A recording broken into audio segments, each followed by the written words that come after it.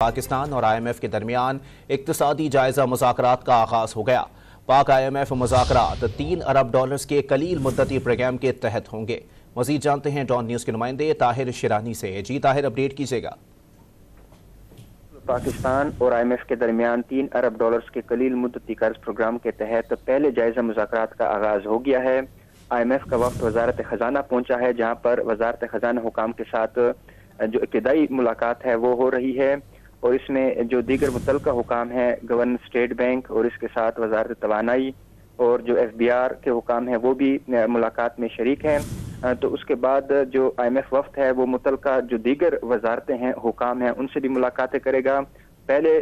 تکنیکی سطح کے مذاکرات ہوں گے اور اس کے بعد پالیسی سطح کے مذاکرات شروع ہوں گے۔ رواں مالی سال کی جو پہلی سہ-ماہی ہے، جولائی تا ستمبر، اس کی کارکردگی کا جائزہ لیا جائے گا، اور مذاکرات کی کامیابی پر پاکستان کو تقریباً $70 کروڑ کی دوسری قسط ملے گی، جبکہ پاکستان کو پہلی قسط کی مد میں اس سال جولائی میں $1 ارب 20 کروڑ ملے تھے۔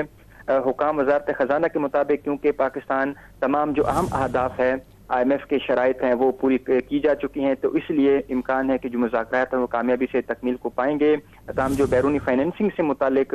مرحلہ ہے وہ مذاکرات میں مشکل ہو سکتا ہے، کیونکہ بیرونی فائنینسنگ کی ضروریات پوری کرنے سے متعلق سوالات اٹھا سکتا ہے، اور پاکستانی حکام کس حد تک آئی ایم ایف کو مطمئن کرتے ہیں، اس حوالے سے آنے والے دنوں میں پوزیشن واضح ہو سکے گی۔ ذرائع کے مطابق وزارت خزانہ کی جانب سے آئی ایم ایف وفد کو یہ یقین دہانی کرائی گئی ہے جو قلیل مدتی قرض پروگرام ہے اس پر مکمل عمل درآمد کیا جائے گا اور اس کو مکمل کیا جائے گا، اور جو بھی $3 ارب کا قرض ہے وہ امید کی جا رہی ہے کہ پاکستان کو مل جائیں گے، کامیابی سے پروگرام مکمل ہوگا، کیونکہ جو گزشتہ پروگرام تھا